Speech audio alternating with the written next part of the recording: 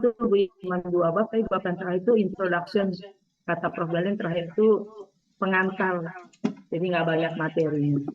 Kemudian yang minggu berikutnya baru kita UAS gitu, Bu Ida. Teman-teman, sekarang kita masuk mengulas kembali dari mundur ya, dari pertanyaan Bu Indah. Adaptif itu cocoknya untuk sistematik apa untuk formatif? Kita lihat fungsinya dulu. Kalau formatif test itu kan by proses ya, menilai proses pembelajaran, maka kita gunakan penilaian acuan norma. Jadi masih ada progres yang akan kita lihat, mau memajukan siswa dan meningkatkan kualitas pembelajaran. Sehingga ketika kita berproses, kita lagi tes adaptif tadi. Adaptif itu kan siswa, tujuannya mengukur siswa dari sejumlah soal mudah, sedang, sukar. Siswa tahu berada di posisi mana, kan gitu ya. Tanpa harus mengerjakan semua soal. Kita bikin ini soal, 100 soal. Tapi kita sudah klasifikasi. Mungkin 30 butir, bukan mungkin, kurang lebih ya. 20 butir itu butir mudah, 50 butir sedang, 30 butir sukar. Malah salah. Kalau kita mau soal ini, karena kan dia random nanti kan. Bikin sama banyak nggak apa-apa. Artinya kita siapkan 1 paket butir mudah, 1 paket butir sedang, 1 paket butir sukar. Karena ujian itu computerized, berarti kan random ya. Keluar pertama itu random. Oh, saya bisa. Saya udah merasa pintar nih bisa. Itu tadi Prof. Dali bilang, bisanya Anda itu pada klasifikasi mana? Ketika yang keluar pertama itu rezeki-rezekian kita. Kalau random kita nggak bisa hitung ya. Yang mana akan keluar nomor yang akan keluar. Ternyata saya misalnya sebagai nomor yang mudah. Saya udah happy banget nih, wah saya pintar nih bisa menjawab. Padahal itu kategori soal mudah. Sehingga belum dapat mengatakan bahwa sebenarnya saya kompeten di bidang mata pelajaran tersebut. Secara random, program yang ngaturkan if then gitu, kalau begini maka begitu, kalau kata bahasa program if then statement. Jadi begitu kita dapat soal mudah, dia akan lebih kasih lagi keluarnya secara random, tapi random yang terstruktur ya. Diambil lagi soal mudah yang paling suka. Mudah itu kan ada kategori juga yang mudah, yang benar-benar mudah, mudah yang sedang aja, mudah yang suka. Jadi masih dalam kelompok kategori soal mudah, tapi yang levelnya lebih tinggi. Itu kerja komputernya. Jadi komputer yang mengatur posisi rentang soal dari mudah sampai sedang sampai sukar, dan itu semua diatur sedemikian rupa. Kalau kita bisa lagi, dia random lagi, tergantung tadi. Pada saat tertentu, stuck kita di satu tempat di satu soal. Nah, di situ ada bank datanya deh. Katakan bank datanya, oh Anda berhenti di soal nomor 37 misalnya. Lihat di bank data, kategori itu ada kategori soal sedang. Yang sudah komposisi Anda berkualitas sedang. Masih bisa stucknya gimana? Kalau Anda sudah menjawab pertanyaan itu, akhirnya salah kan gitu ya. Jawab salah berarti dilihat pada posisi terakhir Anda. Berarti level Anda sedang, artinya biasa-biasa aja, B aja kali kalau bahasa orang gitu kan. Kalau lihat masih bisa, dikasih soal terus sampai Anda berhenti menjawab benar, jawabnya ketemu salah. Nah, itulah menentukan posisi di mana kita. Kembali kepada formatif test dan sumatif test, maunya kita apa? Apakah saya ingin berprogres, meningkatkan kualitas siswa, nilai siswa dan kemampuan siswa, atau kita produk, stop sampai di sini. Kalau kita bilang, oh enggak, saya menentukannya pada akhir semester, jadi pada sumatif test. Jadi produk tidak bisa meningkatkan kualitas siswa lagi. Tapi kita tahu di mana kemampuan siswa yang sebenarnya, karena ada posisi pada posisi di mana dia berada. Rasa saya, kalau kita ada tes mungkin ya, secara logika enakan informatif tes di tengah jalan, sehingga oh ternyata anak ini kemampuannya baru tertinggi di nilai yang mudah. Berarti masih bisa kita tingkatkan by proses. Atau di tingkat sedang, tingkat siswa. Jadi kalau kita gunakan adaptif test itu di tengah semester, formatif test, mungkin ada gunanya gitu ya. Kita bisa ukur siswa sampai di mana, kita bisa kasih remedial kah, kita bisa kasih tahu siswanya buat tingkatkan belajar, karena nilai kemampuan dia berada di tengah-tengah, cuma sedang-sedang saja. Lalu kita gunakan dia pada sumatif test final. Sumatif test itu akhir dari proses pembelajaran. Hasilnya adalah produk. Penilaian acuan patokan. Udah produknya segitu, nggak bisa diapain lagi. Gitu ya. Jadi mungkin secara logika akan lebih baik pada posisi formatif test, ujian tengah semester dengan penilaian acuan normal. Kita kalian seperti itu. Tapi siapkah kita bikin tes adaptif? Artinya siapa kita menyiapkan bank soal yang begitu banyak. Bank soal berarti soal-soal sudah valid dan reliable. Jumlahnya sebanyak-banyaknya. Karena nanti if then statementnya kalau dalam program itu dia lompat ke satu bagian itu kelompok data yang banyak sehingga dia bisa ngerandom ngambil. Ada indikasi tertentu pada data-data tersebut sehingga ini loh yang lebih mudah. Misalnya soal 3 saya bisa jawab, nanti kan di switch ke soal tertentu yang di atas soal 3 ini sih tingkat kesukaran ya kan. Yang sulit itu programmernya kan, dia harus tentukan level tingkat kesukaran butir soal dari semua soal yang kita simpan di bank soal. Keluar soal nomor 17 misalnya, ini butir sudah tahu nih, maksudnya program udah tahu akan lari kemana. Kalau 17 itu bisa dijawab oleh siswa, dia kasih yang lebih susah, sedikit dari nomor 17. Jangan susah yang langsung gradasi tinggi, nanti kita nggak bisa mengukur kemana dia bisa kan. Naik dikit kemampuannya, ini yang menentukan ini kita, tapi by program. Bukan secara manual, kita tentukan di program kita level masing-masing, naiknya sedikit-sedikit supaya kita tahu di mana titik anak itu mulai tidak bisa atau mulai bisa dengan baiknya. Itu yang sulit di programnya, makanya kan tadi Prof. Jali bilang kalau secara manual nggak bisa. Nah, secara program bisa, tapi masih cukup sulit. Saya bayangkan bikin programnya itu akan cukup sulit karena setiap butir soal itu punya angka yang mengatakan kalau angka ini lolos dia naik angka yang lebih tinggi. Kalau angka itu maksudnya tingkat kesukaran butir soalnya ya. Ketika ini nomor 17 tadi bisa, dia akan ke soal yang lebih tinggi sedikit tingkat kesukaran butir dibandingkan soal nomor 17. Kalau dia tidak bisa, dia turun ke nomor lain yang juga tingkat kesukaran butirnya sedikit lebih rendah. Jangan terlalu bergradasi yang rendah banget dari tidak bisa, nanti nggak bisa mengukur titik di mana siswa itu mampu atau di mana batas kemampuan siswa secara keseluruhan. Dalam mengukur apa namanya tingkat kesukaran siswa dan sebagainya sampai di mana siswa akan mengatakan dikatakan dia titik sampai kemampuan dia tadi kan ada tuh ada kebolehjadian maksimal, ada simpangan bakunya, ada fungsi informasinya, kemudian ada macam-macam yang kita lihat. Anda perlu tahu kekeliruan baku. Kalau kelirunya kecil, fungsi informasinya bagaimana. Kalau kelirunya kecil, soalnya apa diambil apa tidak. Kalau makin keliru, makin kecil keliru, berarti makin bagus kan soalnya kan. Kalau makin besar fungsi informasi, makin bagus soalnya. Jadi perhatikan maka ada rumusnya tadi rumus cari dulu petanya, itu kan estimasi kekeliruannya kan.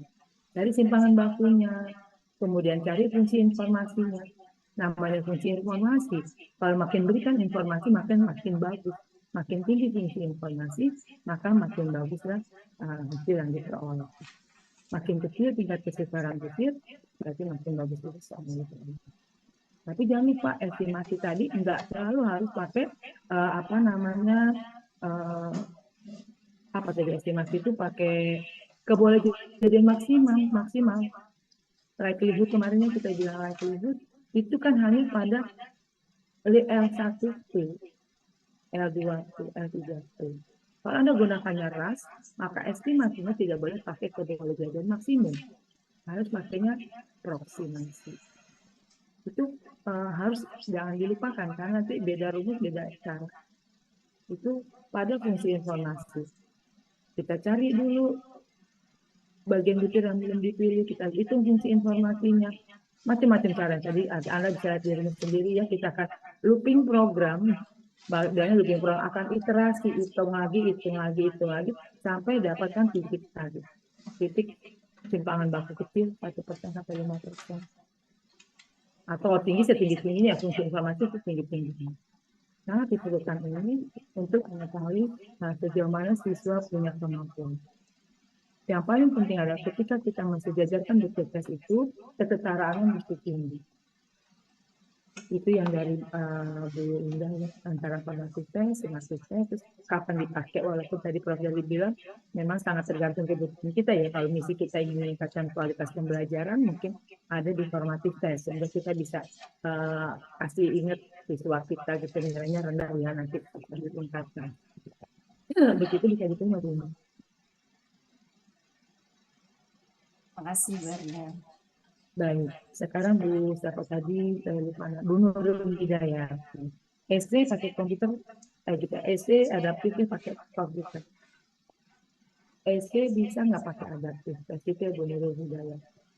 Yang pertanyaannya adalah, selama kita bicara dengan IRT, teori tes modern, itu semua kita bicara dengan multiple choice. Dengan objektif test. Kita ingat kan ada objektif test, ada subjektif. Objektif multiple choice ditekankan banget sama Prof. Dali atau sama buku ya, buku psikometrika. Psikometrika itu berorientasi hanya pada dikotomi. Artinya pada tes objektif multiple choice, lebih kepada multiple choice. Kalau true false itu kan untuk anak SD ya, atau segala macam. Tapi multiple choice. Kalau dia multiple choice, komputer bisa nggak usah pakai mikir. Artinya dia berjalan, namanya komputer robot ya, kita desain sendiri. Pokoknya kalau dia jawab satu, yes, benar, jawab no, dia salah. Gitu. Atau kalau dia non-test, 5, 4, 3, 2, 1 atau berapa aja, tapi dia kan saklek ya, konsisten. Sehingga komputer bisa menghitung tanpa harus kita ajari. Karena Ibu bayangin, kalau kita essay, saya dengan Ibu sama-sama ahli psikometrika, itu kan punya persepsi yang beda atas jawaban siswa. Karena essay itu kan jawaban 5 siswa, ya 5 jawaban yang berbeda tuh. Malah aneh kalau 5 siswa jawabannya sama tuh malah aneh. Persepsi itu yang tidak bisa disamakan, walaupun sama-sama kita ahli, pura-puranya Ibu kita ahli psikometrika nih. Jadi kan kerjanya Rini Setiawati misalnya, kita meriksa buku. Pasti akan ada perbedaan persepsi antara jawaban dengan Ibu dan jawaban saya. Makanya kita bilang kan, kalau essay anak pakai rubrik. Pakai rubrik pun itu tetap ajar rancu. Rubrik apa? Untuk essay, rubrik adalah kata-kata kunci yang bisa mewakili jawaban siswa. Kalau saya tanya apakah itu perbedaan uji sekuensial sama uji adaptif, itu ada 9 orang akan 9 jawaban yang berbeda. Nanti cari ya, nanti ditanya Prof. Dali loh, apa itu uji sekuensial, apa itu uji adaptif, perbedaan antara uji sekuensial dan uji adaptif. Cari di buku. Coba kita tanya secara essay. Ada 100 orang pun 100 jawaban yang berbeda. Supaya kita tidak kagok menjadi pemeriksanya, maka diberikanlah yang namanya rubrik. Keyword kata kunci untuk adaptif apa sih? Kata kunci untuk sekuensial apa sih? Keyword itu tidak harus sama. Kata kalitas sama, misalnya tadi adaptif adalah mengerjakan butir tidak harus seluruh butir. Karena ketika ada butir mudah dia tidak jawab 2 kali bisa, dia bisa skip butir sedangkan gitu ya kalau adaptif test ya. Sehingga kalau ada 100 butir belum tentu dia ngerjain 100 butir. Ada yang cuma ngerjain 5 butir udah selesai. Ada yang ngerjain 13 butir udah selesai. Sekuensial berarti to be continuous, semua butir dia kerjain. Kan beda. Nah, kata itu kan tidak akan sama narasinya Ibu Mayu misalnya, Zidni, Siska kan udah sama. Komputer nggak bisa buka berlogika. Nah, akan rumit. Makanya memang IRT spesial untuk dikotomi, untuk multiple choice, untuk tes objektif. Bahkan per butir. Ingat Prof. Dali pernah bilang, yang kita hitung beribet-beribet itu hanya menghitung 1 butir, hanya nggak menganalogikan semua butir. Itu butir 1 butir kita ceritain sampai seheboh itu. Tadi kan muter-muter kita alih iterasi ya, melakukan pengulangan proses perhitungan itu hanya butir demi butir. Makanya sampai sekarang kan masih jarang dipakai. Tapi ada teori yang mengatakan namanya respons teori, ada item respons teori. Jadi jelas ya Bu ya, kayaknya nggak mungkin kita bikin essay terus yang sudah meriksa komputer. Yang ribet kita bikin kata kuncinya, kita bikin rubriknya. Kalau kata rubrik itu ternyata misalnya hampir sama, tapi tidak masukkan dalam direktori si komputer, dianggap beda. Misalnya saya bilang reliabilitas itu konsisten, saya bilang. Terus saya bilang juga reliabilitas itu istiqomah, kan kalau bahasa kita muslim kan konsisten istiqomah. Nah dalam dictionary-nya, dalam apa kamusnya, dia nggak tulis tuh kata kunci dictionary. Kalau kita secara manusia kita bisa, oh ya betul maksudnya konsisten. Gitu ya. Tapi maksud orang yang maksud komputer dia nggak bisa bermaksud kan. Dia cuma lihat ada nggak kata di istiqomah. Kalau nggak ada berarti Anda dianggap salah. Begitu rumitnya untuk menjadikan soal essay itu menjadi dikomputerisasi. Jadi untuk tes adaptif hindari. Jangan pakai essay, kita mabuk kalau kita pakai essay. Ditambah lagi jangankan adaptive test. Normal saja kita bikin soal essay kan saya bilang kemarin. Bikinnya mudah ya bangun tidur bikin 5 soal juga jadi tuh. Tapi ketika kita membuat rubriknya itu setengah mati. Ketika kita mengoreksi setengah mati. Ada bahasa di mana orang tuh bernarasi beda-beda tergantung kan logika masing-masing. Tiap orang punya beda-beda keinginan. Saya dapatkan mahasiswa saya itu satu pertanyaan cukup jawab 4-5 baris, tapi 4 rubriknya terjawab. Misalnya tadi adaptif, bedakan adaptif yang juga sekuensial. Oh ada cuma menyelesaikan 5 baris, tapi keywordnya tercover semua. Itu orang teknik tuh di poin aja gitu. Ada yang orang sosial, kalau wah panjang lebar jawabnya, tapi ini keyword mana nih, nggak ada kata kuncinya nih. Udah nyari kita satu lama, ada kata kunci menjawab menjawab tidak semua butir kan ada tips itu kan menjawab nggak ada kata kunci itu. Jadi hati-hati dengan karena kita pernah jadi mahasiswa ya bu kita kan gitu ya kalau kita nggak bisa nih kita tulis bagus-bagus kita bikin panjang lebar padahal cerita macam-macam yang tidak menjawab pertanyaan yang ada itu sulitnya bagi kita sebagai pengoreksi jawaban essay. Sehingga kalau kita mau jawaban soal essay itu memang pada tadi kalau kita kaitkan dengan pertanyaan Indah itu pada sumatifnya bagus benar-benar ngukur kemampuan siswa yang sebenarnya itu kan powerful test ya nggak bisa ngarang itu kita kalau bikin itu tuh yang menjawab nggak bisa ngarang nggak bisa seperti multiple choice yang bisa hitung kancing tebak kancing. Anda ukur kemampuan siswa yang sebenarnya pakailah essay. Kalau Anda mengukur cuma sejauh mana siswa membaca seluruh bab Anda ke buku Padali 600 lembar, itu gunakanlah multiple choice. Karena dia speed test, kecepatan mengingat. Apa yang ada dalam buku. Kalau Anda dapat 100, belum tentu Anda pintar. Kalau Anda dapat 50, belum tentu Anda tidak pintar. Karena kan rezeki-rezeki itu speed test ya. Kecepatan membaca dan kecepatan mengingat.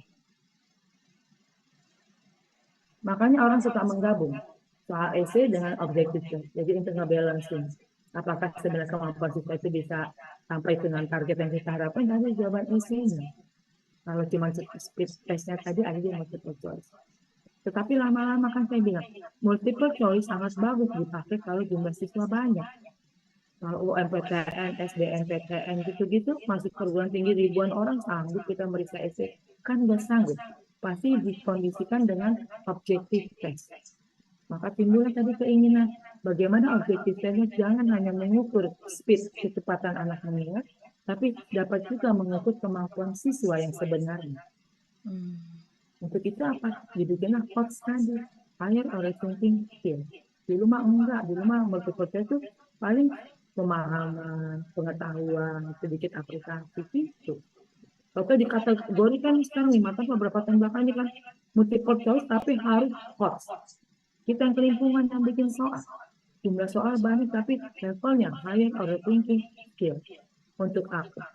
Kurang lebih menyetarakan supaya setara nih dengan essay walaupun tidak mungkin setara. Tidak bisa kita mengukur setara. Selama objektif itu kemampuan kognitif siswa itu tidak seimbang dengan kalau kita meminta mereka atau siswa mengerjakan essay. Di situ terukur banget powerful kekuatan siswa dalam mengerjakan soal. Bencananya adalah tadi rubriknya harus jelas. Hello efeknya harus nggak boleh ada. Hello efek ngaruh banget kan ya. Nggak boleh. Rubriknya setengah mati, periksa setengah mati dan tidak bisa minta sembarang orang untuk membantu kita mengoreksi pekerjaan tersebut. Kalau objektif test, by komputer aja. Dia ngasih skor kan, itu salah dan sebagainya. Kalau subjektif test, saya nggak bisa minta tolong Prof. Awal nggak bisa minta tolong saya, karena beda disiplin ilmu kami beda, walaupun sama-sama PP kan Prof. Awal ke bagian amanah, saya ke bagian amanah. Jadi berat sekali, tapi sangat berkualitas untuk mengukur kemampuan siswa. Itu ya Bu Nur, jadi Terima kasih. Ya, saya ngebayang tuh mahasiswa saya kalau suruh kalau cuma bikin simpel bisa, tapi kalau dengan adaptive test aja udah sangat sulit itu karena kita kategorikan. Kemudian kalau essay dibikin itu wah setengah mati susahnya karena dictionary-nya. Artinya go to ke dictionary atau ke kamus ya. Go to ke kamus, kamusnya mesti lengkap. Apa kemungkinan jawaban siswa harus tercover di situ selama kata kuncinya setara. Kayak tadi aja konsisten, istiqomah, kepercayaan itu kan banyak yang setara yang harus kita. Ini kalau ini boleh juga loh, ini boleh juga, ini boleh juga. Akan sedikit kompleks. Begitu ya Bu. Iya, terima kasih Bu. Baik. Sekarang Pak Samsun. Pak Samsun, Teslet itu ingat gak waktu kita di Siap. SD? Tapi kayaknya beda ya, SD-nya Pak Samsun sama saya beda ya. Saya SD, Pak Samsun udah kuliah. Pak Samsun SD, saya udah SMA. Oh salah ya. Iya, Pak Samsun. Dulu tuh namanya persamaan tersamar tuh Pak. Jadi kalau saya punya cerita panjang, lebih sering banget tuh kayak di SD dapat kayak gitu tuh Pak. Itu menarik dari buat saya kan, di situ diperlukan logika tinggi. Diperlukan nalar yang tinggi. Cerita itu panjang lebar banget. Terus semua pertanyaan berkaitan dengan cerita itu. Mabok nggak kita, Pak? Kalau kita nggak ngerti ceritanya, maka 10 butir yang berkaitan dengan cerita itu salah semua. Apalagi kalau cerita dikasih dalam bahasa Inggris, terus kita nggak bisa bahasa Inggris, langsung nggak mati. Jadi Teslet itu adalah kebanyakan tuh pada saat saya ingatnya tuh waktu SD itu saya dapat Teslet dan saya sangat menyukainya karena seperti kalau kamu bilang itu persamaan tersamar, kita bilang persamaan tersamar, kita cari keywordnya sehingga dapat persamaan untuk menjawab kasus tersebut. Tapi bahayanya begitu kita miskomunikasi ya, misbacanya kita salah baca, itu semua urutan soal itu akan salah semua kita jawabnya karena dari satu cerita menghasilkan bisa sampai 10, 20 soal dan sebagainya. Itu terjadi seperti itu. Dan kemudian adalah ada Mute Bu. Izin Bu. Udah, mute. dari mana nih Ibu? Saya nggak tahu nih tadi gue ngomong sendiri. Dari mana Ibu? Saya ngomong yang mana ini? Teslet udah tahu Teslet. Tadi Pak Samsul udah masuk belum? Udah, masih mute ya? Saya udah ngomong 5 menit baru diingetin sih. Pak Samsul tadi saya manggil Pak Samsul udah Udah. masuk. Suara saya belum? Sudah terdengar, Bu. Tadi waktu saya panggil pertama udah dengar belum? Sudah. Jadi Teslet apa tuh Pak? Coba Teslet kayak mana Pak? Kasih contoh Pak. Ya, tadi terdengar Bu untuk ini tes adaptif itu kan banyak soal, banyak narasinya Bu. Itu banyak, tapi kita harus tahu keywordnya dari beberapa ini soal yang panjang itu cari keywordnya. Nah, keywordnya itu biasanya yang memudahkan kita untuk memahami oh pembuat soal itu seperti apa maunya. Oh di sini gitu lah. Kurang lebih. Itu Teslet ya, dapet ya Pak. Yeah. Ya. Kemudian, tapi waktu saya terangin Bu Nurul tadi udah suara udah ada ya? Sudah Bu, sudah. Jadi kalau Pak Samsun tanya, Teslet itu bisa nggak sih hot gitu ya Pak yang nanya tadi gitu ya? Tadi Teslet dan hot gitu ya Pak Samsun. Ya Bu, yang hot itu kan itu tingkat kesulitan tinggi dibandingkan dengan yang adaptif, yang biasa. Itu bertingkat atau kita memilih langsung hot atau ini siswa ini sudah memahami di adaptif, kalau kita tingkatkan ke hot gitu, seperti itu apa gitu Bu? Yeah. Bukan gitu Pak, caranya gini. Hot itu udah kategori sekarang. Jadi kalau kita bikin butir multiple choice, objective test harus hot. Itu kata si kementerian. Ya. Hotnya kita kan tetap ada hot yang setengah hot gitu ya, ada hot banget gitu ya. Caranya kan ada hot itu ada C4 analisis, ada C5 evaluasi, ada C6 apa namanya kreativitas, ada juga C3 aja sedikit hot, nggak terlalu hot gitu. Itu ada variasi tingkat hotnya itu hot yang mudah, hot yang sedang, hot yang sukar. Sehingga kalau pakai taksonomi belum, kita pakai C4 ke atas. Kalau mau boleh C3 dibantu dikit boleh lah tingkat aplikasi. Nah, jembrengan jumlah soal yang kita masukkan ke bank soal itu harusnya hot Pak. Nah, host yang muda, Omid kan tadi bikin sama banyak, karena akan di random. Pak, mungkin kemampuan Pak Samsun, kemampuan Bu Hairunisa, kemampuan Bu Siska, kemampuan saya, kan beda-beda nih. Begitu saya dikasih soal, ternyata soal saya yang dikasih paling mudah. Saya bisa dong jawabnya. Terus, wah ditingkatkan. Saya udah happy nih, saya pintar nih bisa jawab pertanyaan tersebut. Ternyata randomnya itu rezeki saya. Randomnya saya dikasih hot yang paling gampang. Saya bisa, terus Bu Siska dikasih hotnya yang paling susah. Nggak bisa, saya merasa GR kan, wah gue bisa nomor satu, Bu Siska nggak bisa. Padahal bukan itu. Nanti si adaptive test itu ngukur nih, misalnya saya di tingkat level hot yang rendah, itu nanti dinaikkan sedikit ke yang lebih sulit. Lebih sulitnya saya, tapi lebih mudah buat soalnya Siska. Karena Siska ke random dapat soal yang sukar. Kalau Siska tidak bisa, turunnya dikasih soal yang sedikit lebih mudah dari soal yang diberikan tadi. Jadi, randomize pertama adalah acak. Randomize pertama acak ya, karena kan tidak tahu. Setelah randomize 1 itu, butir pertama acak randomize. Setelah dapat butir tersebut, keduanya tidak acak lagi, random tapi random terstruktur. Tadi, kalau soal saya mudah, saya bisa dikasihnya lebih tukar sedikit. Jadi randomnya udah mulai bersyarat kan ya. Siska tadi soal dikasih susah nggak bisa, bukan dinaikin, jangan. Diturunin kasih soal sedikit lebih mudah. Nanti bisa ketemu di tengah-tengah tuh akhirnya tuh. Saya dapat selalu lebih sukar tuh sampai tinggi, sampai sebatas kemampuan saya, Siska turun. Oh ternyata kemampuan kami sama. Gitu ya. Karena setelah kita random, kita percaya banget tuh dengan program yang bikin kayak gitu, karena kita sudah buat program sedemikian rupa sehingga dengan randomnya adalah bertingkat. Itu randomnya hot. Nah, kenapa harus hot? Karena sekarang udah dikategorikan semua soal levelnya hot. Kalau saya bilang SC tadi kan SC dengan yang bunut, SC itu harusnya pasti hot ya, karena kan perlu berpikir keras, perlu bernalar, perlu berlogika tinggi untuk menjawab minimal apa. Narasi kalimat panjang atau statement panjang yang ada pada kalimat esai itu kan harus kita bikin formulasi kan. Kita bikin rumusannya nih. Umur ayah 2 kali umur ibu. Jangan dong. Umur ayah 2 kali umur siapa adiknya misalnya. Tiba-tiba umur adik sekian, berapa umur ayah 3 tahun ke depan. Ini nggak soal-soal kayak gitu. Itu kan soal yang dia berbahasa tapi kita mesti pakai variabel kan. Umur ayah kita bikin X, umur adik X bagi 2, kan ada rumus. Itulah makanya soal-soal esai itu sudah pasti rasanya sih dalam tanda kutip udah pasti hot. Higher order sih. Dari narasi Anda turunkan ke dalam formulasi. Formulasi itu rumus kan supaya nanti ketemu ternyata umur ayah 3 tahun ke depan sekian, umur ibu 3 tahun ke depan sekian, kan itu soal dibuat sedemikian rupa sehingga kita bernarasi. Itu yang saya tadi bilang kan, persepsi salah terhadap satu soal akibatnya akan fatal. Soal-soal seperti itu hari ketemulah di Teslet.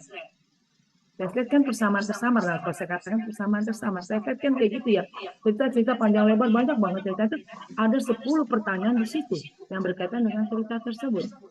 Bila Anda tidak punya persepsi yang sama dengan pembuat soal atau kasus yang diberikan, maka 10 soal itu akan salah. Itu persamaan hubungannya dengan Teslet. Kalau kita bilang Teslet, tidak ada hubungannya dengan multiple choice. Tidak ada hubungannya dengan objective test.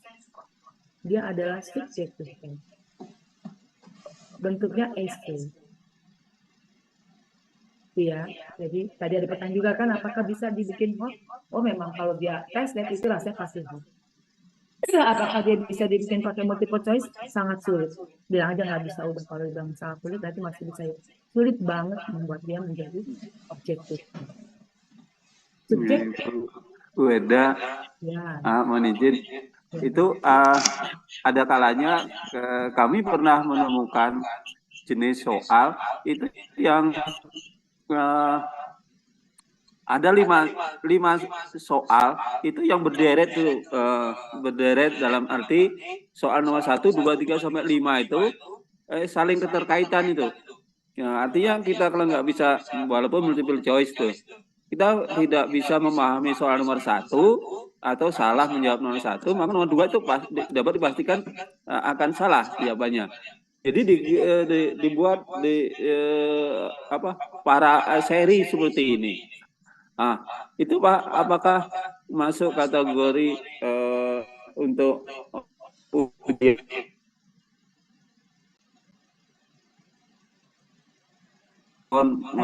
arahannya, Bu? Baik, terima kasih Pak Samsul. Dua hal yang berbeda. Kalau tes lab, satu cerita panjang, di bawahnya berjambreng soal untuk cerita yang sama. Bisa 5, 10, 3 tes. Karena dia tes lab, ya. Dan sifatnya essay, karena dia lanjut bertanya. Bolehlah dibikin multiple choice, nggak apa-apa katakan. Karena kalau soal itu kan bukan obat ya. Kalau obat kan dilarang keras, tidak boleh sama sekali. Tapi kalau maksa juga nggak apa-apa, tesnya dibikinnya dalam bentuk multiple choice boleh, dalam bentuk essay boleh. Tapi runtunan pertanyaan dari satu buah cerita. Saya memang begitu Pak. Tapi kalau multiple choice nggak boleh. Independen, tiap soal itu independen, nggak boleh dia terkait dengan soal berikutnya. Kalau kita bikin gitu, maka soal kita jelek namanya. Karena tadi yang dikhawatirkan, begitu soal pertama dia nggak bisa, dikaitkan soal kedua berdasarkan soal pertama maka begini, berdasarkan soal kedua itu paling jelek. Multiple choice jangan dibikin soal itu berkaitan satu sama lain. Dia harus independen. Untuk membantu siswa jangan sampai kebablasan, salah di atas, salah semua ke bawah. Itu salah satu cara salah satu tanda bahwa soal yang kita buat itu tidak bagus kalau soal itu bergantung kepada soal-soal sebelumnya. Itu sangat dilarang Pak Malang boleh. Nanti validitas akreditasinya menjadi rendah. Jadi beda ya Pak yang gitu. Itu untuk soal-soal multiple choice. Kalau tes lab memang wajib, memang judulnya begitu cerita, terus ada 5-6 pertanyaan di bawahnya. Kalau essay yang sebenarnya, kalau bukan tes lab ya, essay kan berarti setiap detik punya pertanyaan, setiap detik punya pertanyaan. Itu juga biasanya guru berkreasi, nggak bikin soal yang sama. Kecuali tes lab, essay itu tidak bikin soal yang sama. Cuman saya kalau essay, saya nggak bisa mengcover, kan misalnya 14 bab nih Prof. Dali. Kalau saya kasih essay 14 butir kan kita mabok, nggak bisa ngerjain, waktunya akan panjang. Makanya kalau powerful test tadi dibilang essay, jangan banyak-banyak. 5-7 udah kebanyakan. Kalau dia ilmu sosial 5-7, kalau ilmu hitung-hitungan mungkin sekitar 3-5. Kalau hitungannya berat kurangnya. Jadi kita yang berprediksi sendiri bahwa tingkat kapan dipakai dia tes lab, ya kapan dipakai dia sebagai butir soal yang terpisah itu harus kita tahu. Seperti itu Pak Samson. Itu sebenarnya tuh nanti waktu Anda bikin butir soal. Paling soal tuh matematik ya. Maksudnya kita bernarasinya mungkin tidak banyak salah persepsi ya, karena dia kan angka rumusnya udah jelas, misalnya itu segitiga, itu Pythagoras, itu apa, kalau dia matematik tingkat-tingkatnya diferensial integral juga kan sama. Yang menjadi kendala adalah ketika Anda membuat soal yang sifatnya narasi, menjelaskan, menguraikan apa tuh kalimat-kalimat tertentu. Dan harus puas pada saat Anda membuat kisi-kisi ya. Teman kita bilang kan kisi-kisi berakhir di indikator, nah, soal itu mewakili indikator yang ada. Dan paling menarik sendiri kalau kita mengoreksi itu paling enak, oh ini indikatornya salah, ini salah, ini salah, itu enak. Tetapi ketika membuatnya, Anda akan mengalami kesulitan karena indikator itu ada kata kerja operasional ya, yang setara dengan tingkat kesukaran buku soal. Anda bilang, oh anak harus bisa menganalisis sesuatu. Misalnya gitu ya. Contoh Anda bilang, cobalah install Windows dalam komputer Anda. Itu kan nggak nyambung. Mintanya anak bisa menganalisis, tapi pertanyaannya aplikatif, anak bisa menginstall komputer. Nah itu kadang guru nggak connect kayak gitu. Jadi kalau tingkat analisis, butuh analisis. Berarti kan gambar berikut ini, di mana rangkaian terputus dari gambar berikut ini sehingga aliran listrik mati, misalnya gitu ya. Karena saya dari elektronika, saya kasih contoh tentang elektronika. Program ini gimana? Ada flowchart program, gimana linknya terputus sehingga program itu nggak jalan. Itu kan tingkat analisis. Kalau Anda bilang, butuh soal Anda itu levelnya analisis. Yang sering terjadi guru bilang waktunya evaluasi, atau bentuk soalnya analisis. Dibilang analisis, bentuk soalnya aplikatif.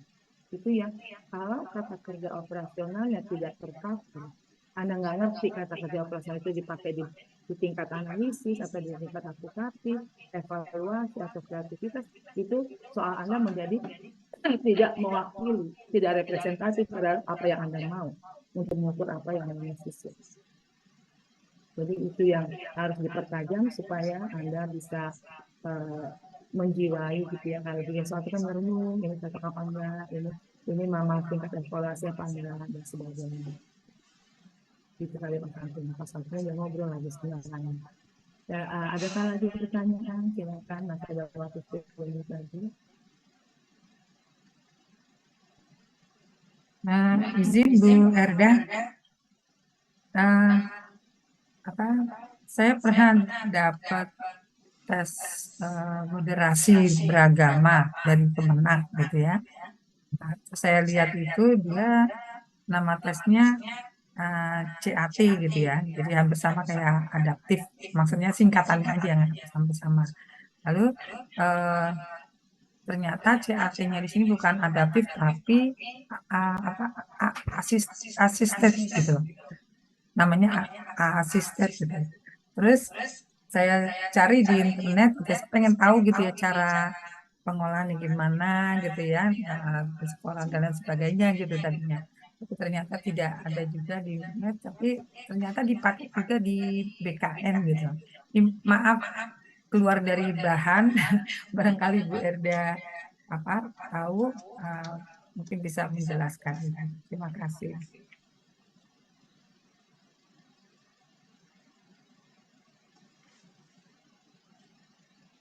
Masih di mute Bu. Di mute Bu.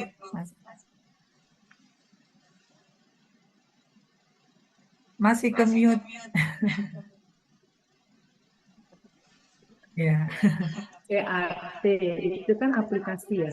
Hanya masalah aplikasi itu tidak. CAT Computer Assisted Test. Jadi mempermudah kita membuat tes by komputer. Itu yang menjadi masalah di mana tadi ditanyakan karena dia adalah paket program di mana kita mendesain satu tes dengan kunci jawaban lengkap, nanti hasil akhirnya juga diberikan kepada siswa lain. Jadi secara sistem dia butir soal itu ada dalam komputernya, kemudian kunci jawabannya ada, kemudian sama disebar ke seluruh komputer kita secara sistem. Soal itu tadi, soalnya ada tetap di random. Kalau komputer keuntungannya adalah soal di random, sehingga biarpun anak kita dempet-dempetan, kita tidak khawatir anak nyontekan yang diharapkan kejujuran siswa karena untuk mengukur kemampuan siswa sebenarnya. Dengan CAT itu, walaupun anak bersebelahan itu ratusan anak sekali kita tes bibirnya bersebelahan tidak apa-apa karena tiap komputer randomnya beda-beda seperti itu.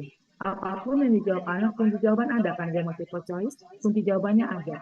Sehingga kita bilang ke anak, kita pakai punishment score kan, apa correct score atau reward score. Biasanya kita pakai punishment score kan. Kalau kita pakai punishment score, komputernya kita desain masukin rumus punishment score. Sehingga begitu Anda selesai ujian kan dengan catatan tadi kan begitu Anda sudah isi nggak boleh dihapuskan gitu ya. Artinya apa? Mengajarkan anak teliti dulu, baca sebelum mengerti, jangan diisi seperti itu. Kalau udah diisi tidak bisa dibalik lagi Anda mengulang jawaban anak karena dia akan lagi soal berikutnya. Udah, soalnya masuk ke server. Di sana ada ada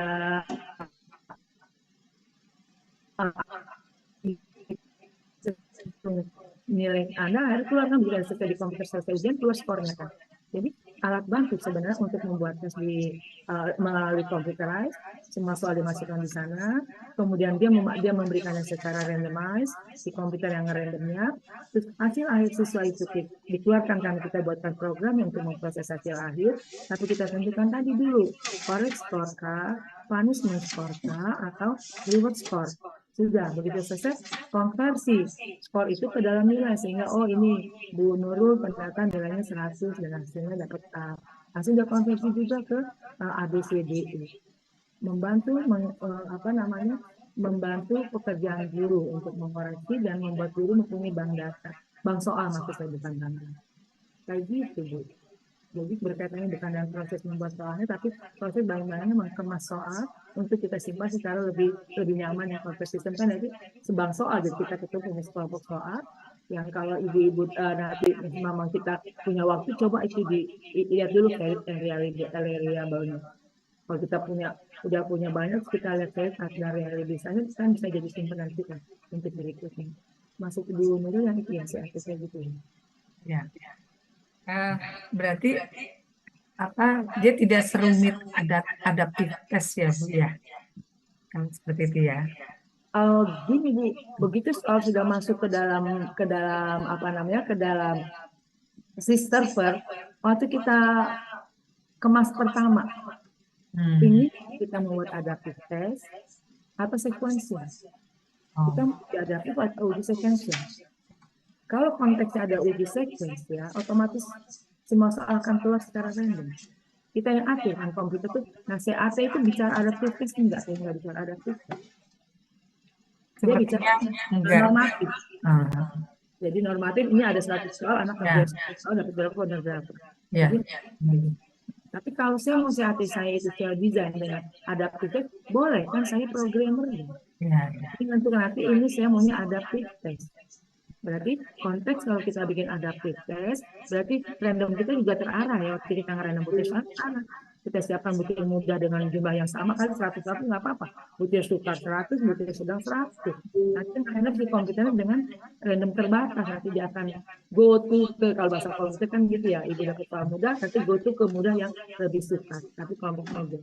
Go to ke sukar yang lebih sukar ke kelompok sukar. Jadi program yang bermain untuk menjadikan dia adaptif test. Kalau kita tidak minta ya jangan didesain adaptif. Kalau kita mau jual program kita bikin lengkap. Anak mahasiswa misalnya bikin program ini kan mahasiswa saya suka saya kasih arah itu bikin program ini nanti lumayan buat dipakai oleh guru misalnya seperti itu kan. Jadi mereka jadi praktek menghasilkan program yang bisa mereka manfaatkan atau mereka jual belikan gitu. Itu kan mahasiswa komputer ya, jadi anak-anak S1 itu mereka banyak tuh bikin program. Kalau adaptif saya suruh minta, kalau adaptif itu kan agak jarang ya, paling kayak si aku itu bikin program untuk menghitung skor siswa, bikin program untuk apa ya bisa dipakai oleh guru. Bahkan bikin media belajar yang disimpan kemudian bukan hanya dengan PowerPoint saja tapi dengan yang lain. Begitu Bu. Terima kasih Bu. Baik Bu, terima kasih juga.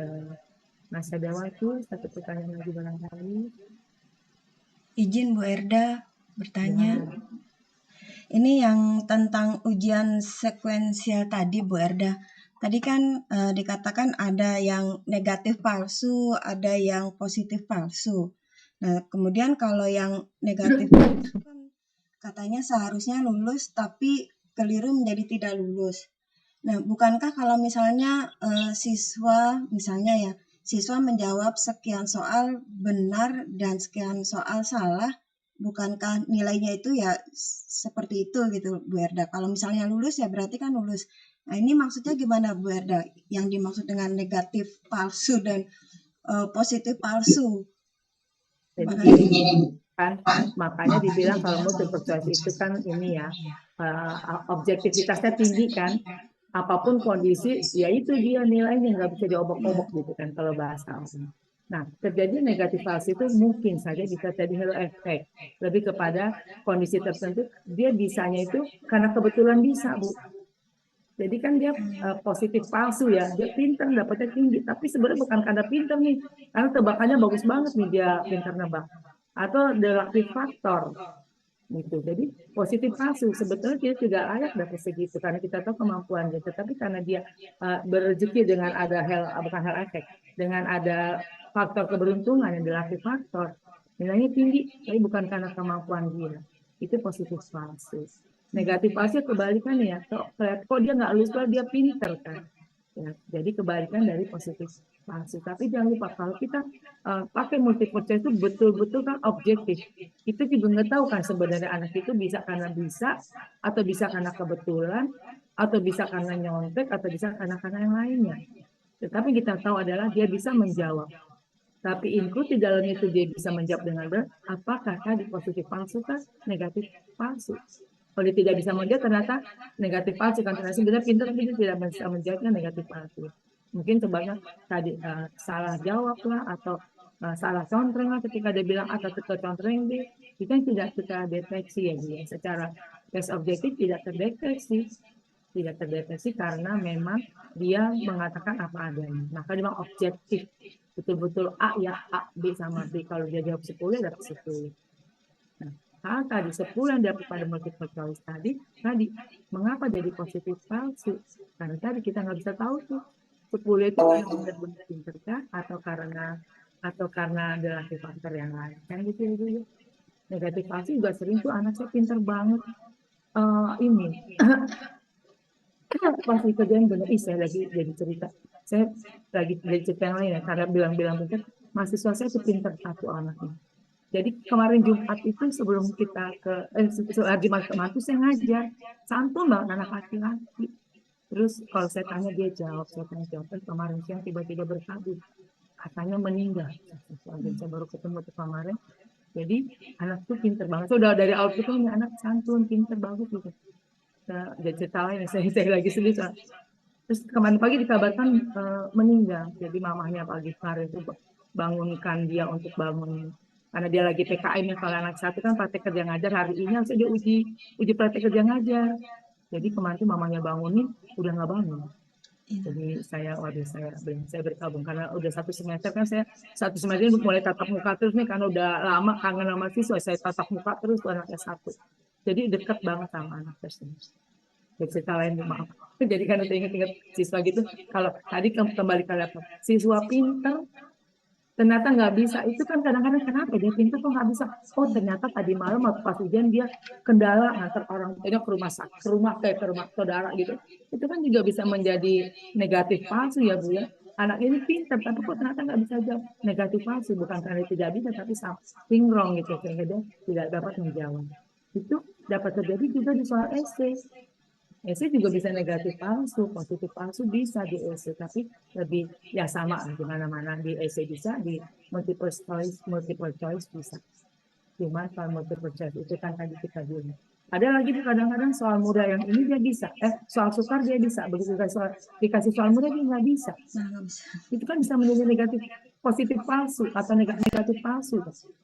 Soal sukar dia bisa, soal mudah dia nggak bisa terjadi kayak gitu. Jadi faktor X yang mengakibatkan timbulnya positif palsu dan negatif palsu. Positif palsu adalah yang pinter kok dapatnya jelek ya. Negatif palsu, lah ini yang biasa-biasa aja kok jadi the best quality, jadi terbagus. Itu seperti itu penyebabnya ada faktor X yang menyebabkan. Kalau dengan multiple choice, tadi kita gampang nebaknya ya karena keberuntungan atau yang lainnya. Kalau essay tadi karena kondisi. Nah, tadi saya bilang tiba-tiba anak yang kita itu udah berkendala, begadang semalaman pas ujian blank. Itu bisa jadi seperti itu. Begitu Ibu Rina. Baik, bisa terjawab? Ya, terima kasih Bu Erda. Sama-sama. Baik teman-teman, alhamdulillah. Saya tutup kan sampai setengah 11 ya, saya kan ya, bukan jam 11 kan ya. Alhamdulillah, terima kasih teman-teman sudah ikut mendengarkan. Lengkap 9 orang, 2, 3, 4, 5, 6, 7. Selamat, semangat nanti minggu depan kita face to face. Jangan terlambat, padahal saya paling telat selalu, saya pasti telat. Semangat, anak-anak jangan telat, kalau saya terlambat nanti saya malu-malu, tapi tetap harus masuk. Sampai ketemu lagi, siap-siap 2 minggu lagi kita UTS. Tidak, kemarin itu tidak jadi saya adakan ulangan. Jadi ada teman-teman yang nilainya masih di bawah, ayo dikatrol. Nilai harus tinggi supaya bisa mengcover nilai yang sebelumnya. Jumlah 40% ya Bu Indah, yang kemarin kita 40, 20%, 20%. Kemudian 40% itu UTS, 20% itu UAS. Tugas-tugas dadakan di saya tuh yang bukan di saya sih. Tugas-tugas dadakan itu yang seperti ini bukan tugas sebetulnya. Aktivitas teman-teman ketika perkuliahan bisa membantu menambah nilai teman-teman. Jadi jangan apa namanya, kalau nggak ngerti jangan malu bertanya gitu. Kalau di teori tes saya suka kasih kerja-kerjaan mendadak di situ lah yang sebetulnya pengetahuan Anda kan di situ ya, ini ada mendadak yang bukan itu pengetahuan Anda ada di situ. Kalau udah PR itu enggak underestimate sih, tapi kalau saya periksa PR itu rata-rata bagus di atas rata-rata. Tapi kalau disuruh kerjain sendiri, mendadak nanti maunya juga bagus gitu ya, sehingga memang itu adalah betul-betul nilai Anda. Makanya dulu tuh saya pernah diprotes, pada minta tugas itu diketik. Saya bilang kalau diketik itu nanti yang ngerjain cuma satu, yang lainnya fotokopi. Jadi saya meriksa 10 kalimat yang sama untuk 10 mahasiswa. Jadi makanya saya tetap dengan tulis tangan sehingga teman-teman bisa berkreasi memberikan jawaban dengan kreasi Anda gitu ya. Mungkin juga Anda menjawab lihat kerja teman Anda, tapi Anda sudah create by Anda sendiri kan dengan kedalaman yang Anda dapatkan. Jadi memang ada misi tertentu, mengapa soal itu tulis tangan gitu ya, mengapa soalnya itu banyak, karena kan bukunya Pak Dali banyak tuh 600 lembar. Kalau nggak di-cover dengan latihan-latihan, kita terlalai nanti kan. Nah, jadi nggak tahu nih, bab 1 udah ngerti apa nggak sih, bab 2 ngerti apa nggak sih. Nah, jadi memang di-cover dengan soal supaya ada penyegaran gitu. Kalau kita ngerjain soal kan jadi seger. Oh ya tadi gini, ada yang lama sekian, ada sekian. Nah itu memotivasi siswa sebenarnya, tapi karena memang ini pelajaran susah, jadi kesannya udah susah, soalnya banyak. Nah itu memang sudah harus begitu untuk mata kuliah 2 ya, karena 2 itu mata kuliah Prof. Dali. Dari tes klasik itu awalnya Prof. Dali sama Bu Yuli, Prof. Dali sama saya, Prof. Dali sama Bu Yayi gitu. Tapi lama-lama Prof. Dali ditiadakan nih, sekarang diganti dengan Prof. Awal dengan saya dan sebagainya. Tapi kemasan kami satu paket karena itu mata kuliah asli dari Prof. Dali ya, maksudnya yang kami berikan asli dari Prof. Dali, jadi packagingnya masih seperti itu, dengan tugas yang banyak, dengan bacaan yang banyak. Untung Prof. Dali pasti bantu dengan buku yang segitu tebal nih. Kalau nggak salah 300 halaman pertama tuh untuk teori tes klasik ya, Anda lihat ya. Separuhnya lagi untuk teori modern. Jadi Anda satu buku Anda baca, Anda banyak 2 ilmu untuk teori klasik dan untuk teori modern. Ini kan 2 hal yang berbeda ya. Klasik agak konkret ya, gampang kita ngelihatnya kan, masih angkanya, rumusnya, aplikasi masih agak gampang karena dia konkret lah gitu, sehingga sering orang lebih mudah belajar dari tes klasik. Teori modern, Prof. Dali aja udah bilang ini udah data empiris kurang, agak jarang orang berkembang di psikometri teori modern, sehingga banyak konsep teori yang untuk soal-soal ini tidak banyak, dan untuk data lapangan, pengalaman di lapangan juga kurang tinggi. Terus kemarin itu saya nambah, kemarin itu kalau teman-teman ikut yang Bambang Sumintono apa tuh, itu bagus tuh kan beres model juga menjelaskan. Jadi pelajari itu, kemudian combine dengan apa yang diberikan oleh Prof. Dali, sehingga Anda jadi tambah matang. Dulunya kemarin ikutnya yang Merdeka Belajar ya. Jadi sayang kalau ikut atas model itu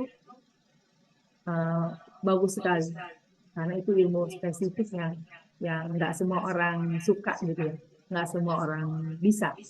Kalau yang lain-lainnya masih bisa dikejar, tapi kalau psikometrika dan teori tes klasik adalah ilmu yang tidak menarik, akan jadi menarik kalau kita menyukainya gitu. Kalau tidak suka akan sulit buat kita. Baik teman-teman, terima kasih. Alhamdulillah, selamat siang dan tetap semangat semuanya ya. Terima kasih Bu Erda. Terima kasih Bu Erda. Salam sehat selalu Bu Erda. Terima kasih Bu.